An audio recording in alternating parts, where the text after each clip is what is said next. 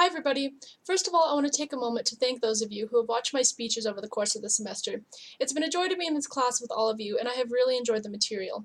I want to thank our Professor Todd for not only making this class fun and enjoyable, but for making this class a welcoming environment, and really giving all of us the opportunity to connect in this online class. You usually don't get that kind of interaction with online classes, and this is the most I've felt connected in an online class ever. So, thank you Professor Todd for making this course the funnest class I've ever taken in college, responding to my questions very quickly, and giving all of us a very inviting, warm, and welcoming classroom environment.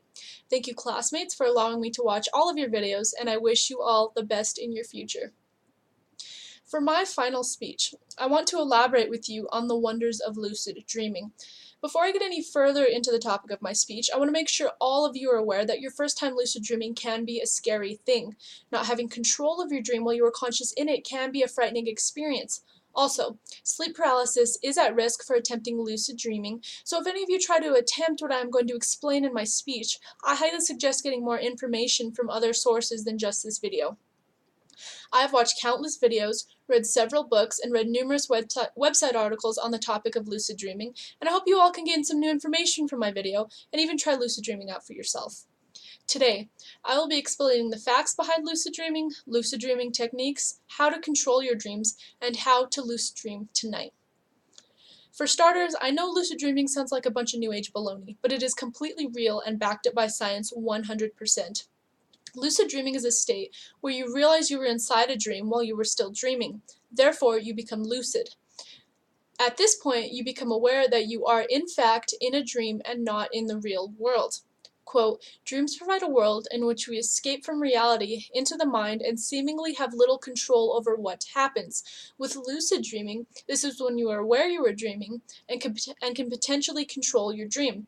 And for those of you who say, I don't dream, we all actually have around 3 to 7 dreams a night, even if you do not remember them. Lucid dreaming most commonly occurs during stage 5 of REM sleep, and REM stands for rapid eye movement.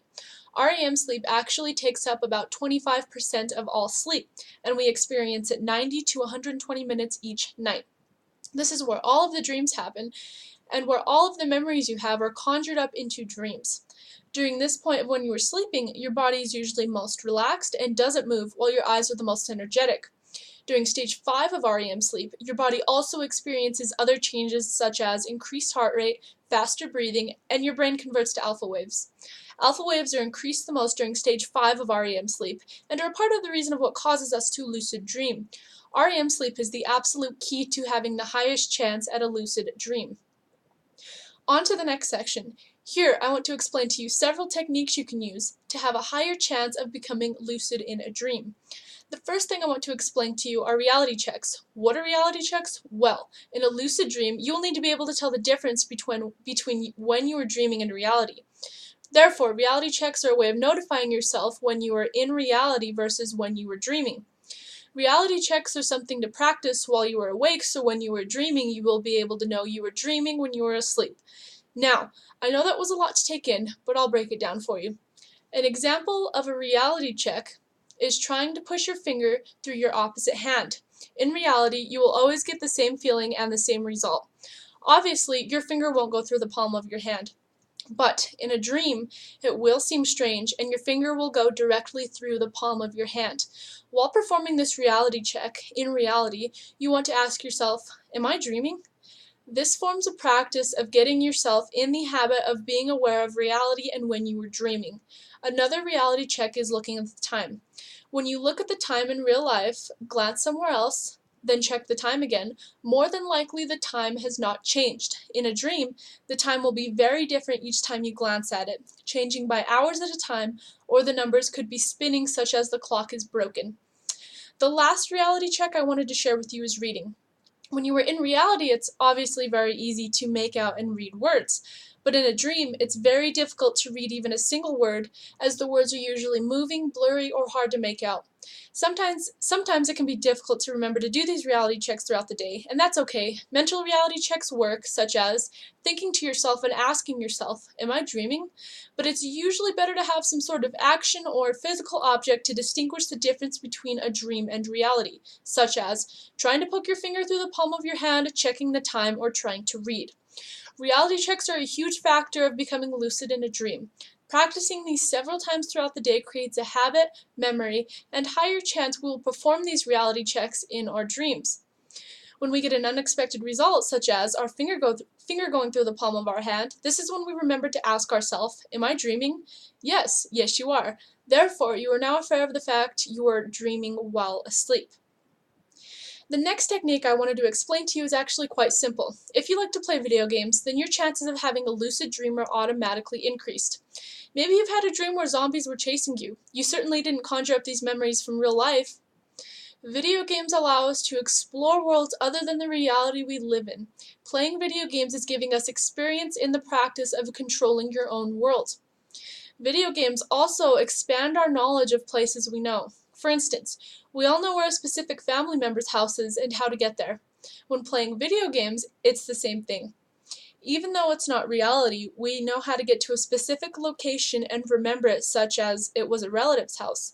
People who play video games have a more expanded view of areas and locations. Now, the reason people who play video games have a higher chance at having a lucid dream is because those people already have practice in controlling a world. In reality, we can try and control things as much as we want, but in the end, it is impossible to control every aspect of your life. With video games, it is 100% possible to control every aspect of the game. Video games enhance focus, awareness, and concentration, and all of these concepts can be applied when attempting to lucid dream. And if you don't believe me, take the word of Jane Gackenbach, a doctor of psychology and a dream researcher who, quote, found that gamers are likely to report effortless lucid dreams. People who have the video game mindset of being able to control a virtual world will have the same mindset when trying to control a dream. Now, all of the techniques I just explained to you are to help you become aware that you are dreaming, although being aware you are dreaming is much easier than being able to control your dream. Have you ever wanted to fly, time travel, conquer your fears, meet a celebrity, survive a zombie apocalypse? Imagine being able to do anything with no limits and it feeling 100% completely real. Here, I will explain one way that not only helped me control my dreams, but a way that can help you as well. The first thing you will need to do is have better recall and memory of your dreams. I mean, what's the point of having a lucid dream if you can't remember any of your experiences? A simple and easy way to remember your dreams better is to write them down as soon as you wake up. From the moment you wake up, the memory you have of your dreams, even if it isn't a lucid dream, starts to fade away. And even if you didn't have a dream that night or you don't remember it, still write down that you didn't have a dream. This gets your brain in the habit of trying to remember your dreams. Also, deciding to remember your dreams is more of a mental tip more than anything else. When we tell ourselves we are going to do something, the chances of us doing it are automatically increased just because we told ourselves we are going to do it. This tip just isn't for lucid dreaming, but can be applied to many other aspects in life as well. When we tell ourselves we are going to wake up and we are going to go to class and we are going to ace that final, we eventually end up believing ourselves just by giving us that confidence boost. The last thing I wanted to share with you is how you can have a lucid dream tonight. Like I said previously in my speech, I highly recommend getting more information on lucid dreaming if you haven't done it before. Sleep paralysis is at risk and can be very scary. So, try at your own risk. This attempt is basically skipping all of the techniques and the things you need to practice, so it might not work for everyone. I learned this technique from a YouTuber and it worked for me, but it's different for everyone and how motivated you are to lucid dream. The first thing you need to do is spend the rest of today looking up information on lucid dreaming. Program into your brain that all of the new information you will be learning today is about lucid dreaming. This gets your mind ready and prepared for the night when you fall asleep. Make lucid dreaming all you think about for the rest of the day. The second step is when you wake up the next morning, make sure you write down any dream, even if you didn't have a lucid dream. This just gets your mind in the habit of remembering your dreams more. Step 3. You're going to use a technique called the wake back to bed technique. When you lie down and go to bed, don't worry too much about if you're going to have a lucid dream or not. This will only stress you and decrease your chance of having a lucid dream. From when you lay down, set your alarm clock 5 hours after the time you go to bed. Make sure the sound on your alarm isn't annoying but something peaceful to wake up to. From when you wake up 5 hours later, turn your alarm off, lay back down, and don't move. This is the most important part for attempting to have a lucid dream tonight. You're going to get urges to roll over, maybe touch your face, scratch your body, things like that. And ignore all of those urges and lay there on your bed completely still. The idea behind this is you're going to keep your mind awake, but your body is going to shut down and go into sleep paralysis. The idea behind this is that you sort of want to be in the middle between asleep and awake. While your body shuts down and you have been ignoring those urges, your mind is still active and you are still awake. About 4 to 5 minutes of you ignoring the rollover signal, you will enter sleep paralysis. This can be a scary thing, but it is natural, and this happens to us every night, although the difference is we aren't awake for it.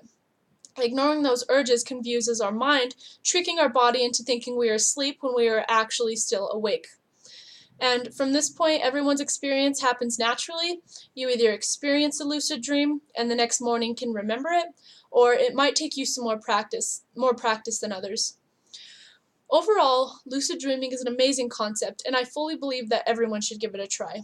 I hope my speech gave you some insight and even interested you enough to attempt it.